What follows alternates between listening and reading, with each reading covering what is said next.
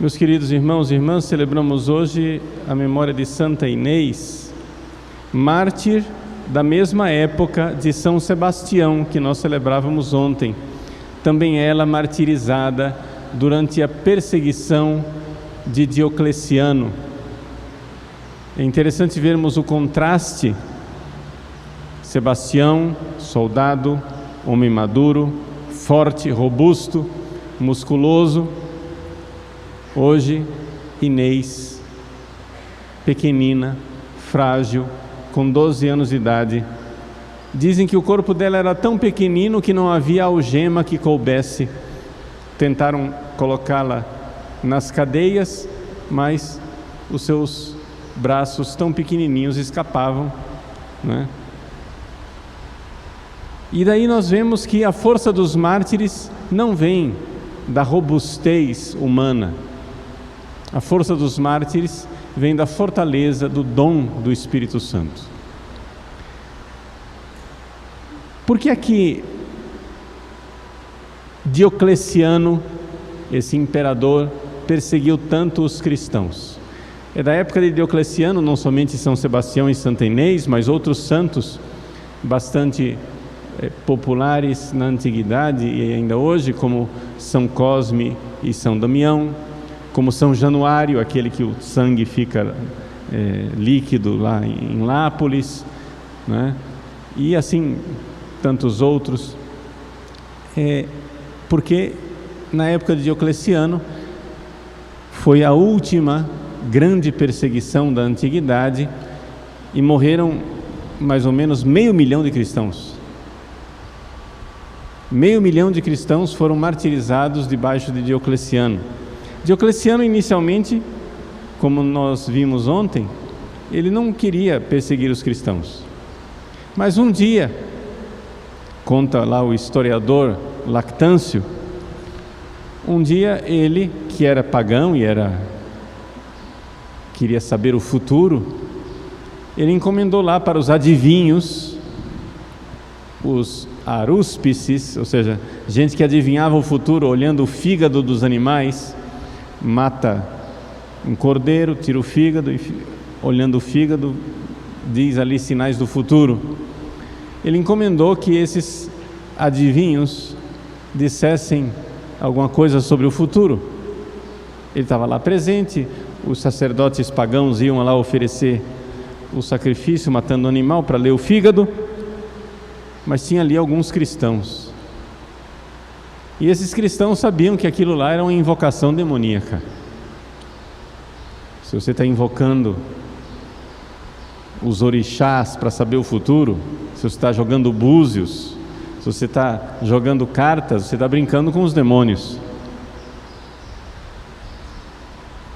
Então, os cristãos, soldados cristãos que estavam lá, fizeram o sinal da cruz na testa. Mata uma ovelha, nada, não consegue ler nada. Mata um boi, não consegue ler nada. Mata não sei o que, nada. Aí os sacerdotes pagãos disseram: é essa gente cristã aqui que está fazendo o sinal da cruz que está impedindo. Vejam, estou contando isso daqui simplesmente para vocês entenderem a força do sinal da cruz, tá? Quando nós somos atacados pelos demônios, faça o sinal da cruz. Faça o sinal da cruz. Os primeiros cristãos lá fizeram, esses soldados lá do ano 300, fizeram o sinal da cruz na testa assim. Somente. E os demônios não vieram. Invocados pelos adivinhos pagãos, os demônios não vieram, fugiram, espantados com o sinal da cruz, sinal de nossa vitória. Então por isso Diocleciano ficou muito enfurecido com aquilo, começou a ver que o cristianismo era um problema e que se o império estava sendo atacado pelos bárbaros, a culpa era dos cristãos, porque os deuses estavam enfurecidos e não queriam mais proteger Roma. Então começou a matar os cristãos.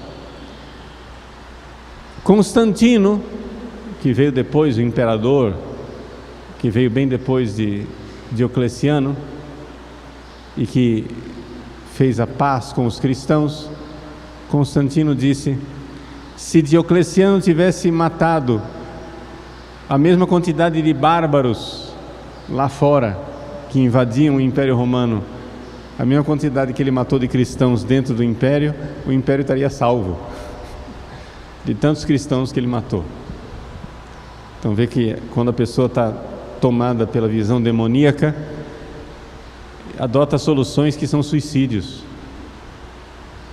É o que nós estamos vendo na nossa sociedade. Líderes mundiais sugerem para salvar a nossa civilização decadente coisas que estão levando ela para o precipício. Pois bem, Santa Inês então foi martirizada na época de Diocleciano. Santa Inês era pequenina e jovem, mas ela desde o início, cristã, de família nobre, ela quis se consagrar a Jesus na virgindade. E aqui nós vemos que Santa Inês, ela é verdadeiramente uma mártir, uma testemunha do valor da virgindade e da castidade cristã. E o valor da virgindade e da castidade cristã está no amor a Jesus. O mundo não entende isso porque não vê o amor a Jesus. O mundo olha para a castidade cristã como se fosse uma espécie de recalque, uma espécie de bloqueio. Vocês estão reprimindo os impulsos sexuais de vocês, mas é o amor a Jesus. Qual é a noiva apaixonada pelo seu noivo que vai querer ouvir as propostas de um outro homem? Ninguém. Inês, tomada do Espírito Santo, tomada da caridade ardente por Cristo, o amor por Cristo, Inês rejeitou todas as propostas de casamento que lhe foram dadas. Inúmeros jovens nobres romanos iam lá, porque ela era muito bela, iam lá propor casamento a ela, e ela não aceitou. Eu sou de Jesus, eu sou de Cristo, eu sou para Cristo. E assim, finalmente, quando o filho do prefeito de Roma, Flúvio, foi rejeitado por ela e foi lá reclamar com o pai. E o prefeito de Roma, que se chamava Semprônio, então, ela quer ser virgem? Então entregou Inês no templo pagão das Vestais. As Vestais eram sacerdotisas pagãs responsáveis por manter aceso o fogo sagrado. Então Inês tinha que ser agora sacerdotisa pagã. Nota de rodapé.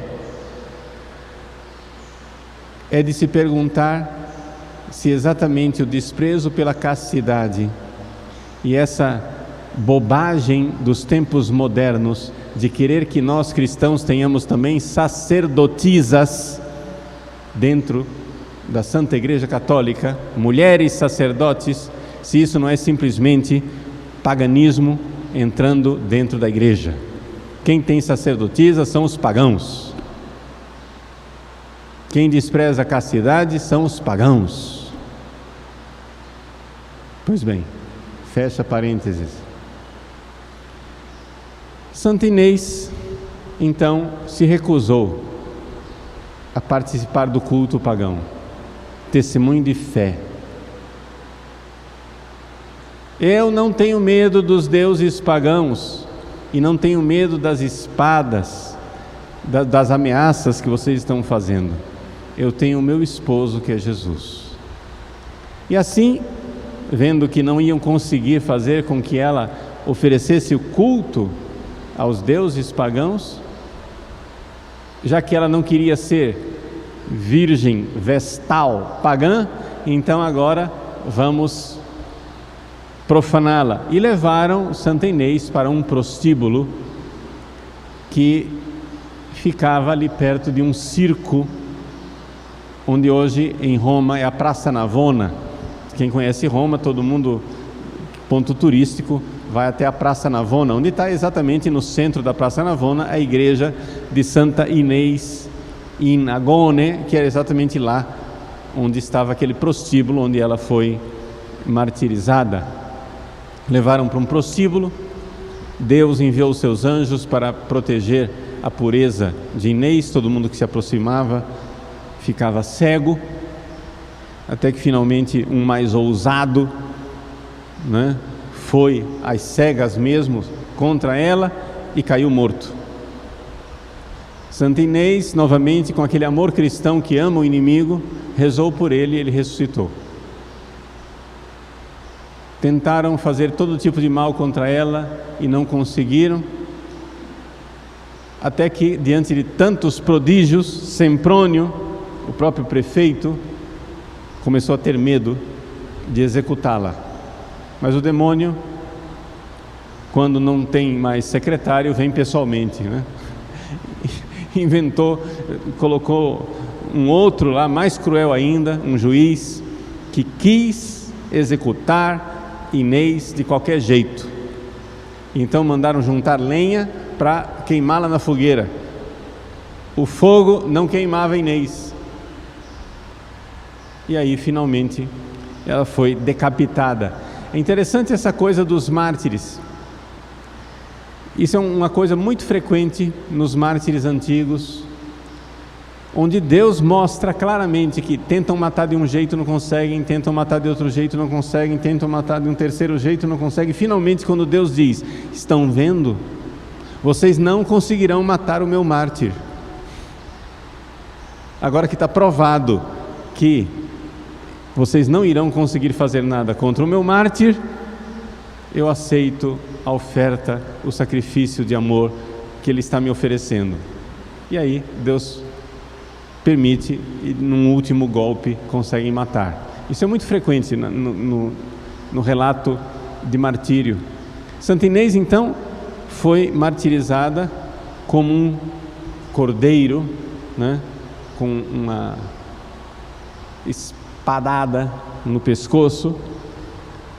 E nós então hoje veneramos a fidelidade da fé desta santa e a sua castidade.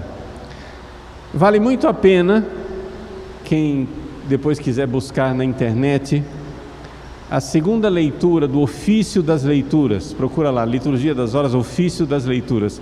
A segunda leitura de hoje, que é de Santo Ambrósio, é muito bonita, descrevendo as maravilhas de Santa Inês. Ele diz assim que, numa idade, 12 anos de idade, em que as meninas ficam com medo do rosto severo dos seus pais, Inês enfrentou os carnífices com destemor, com tranquilidade.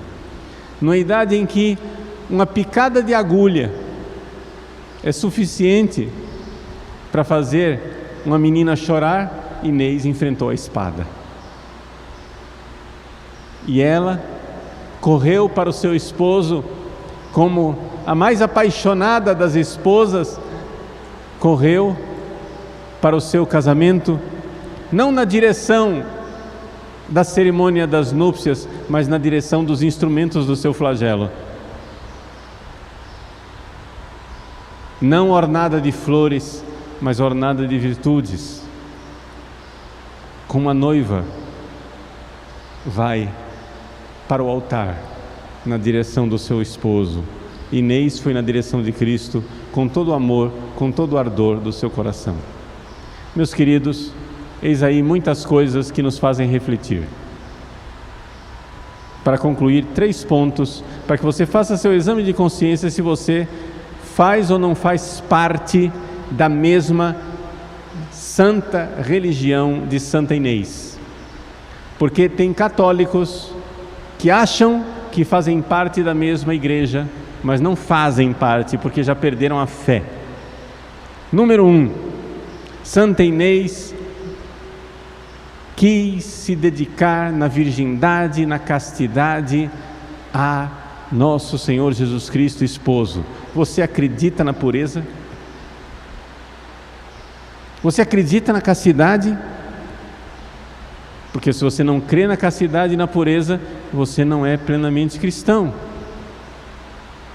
Uma das misérias do protestantismo é exatamente isso. Os protestantes não acreditam na castidade e na pureza.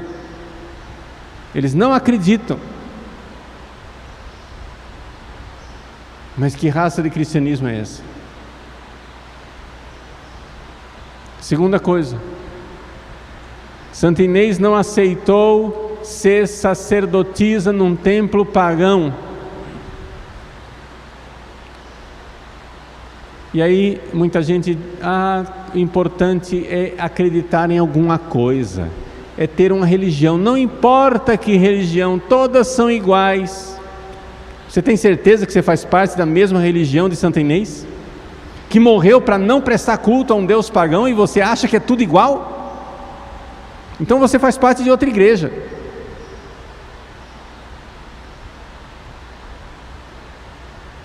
E todas as religiões são lindas. O importante é acreditar em alguma coisa. Você acha que Santa Inês teria morrido se ela pensasse em uma estupidez dessa? Então você não faz parte da igreja dos mártires.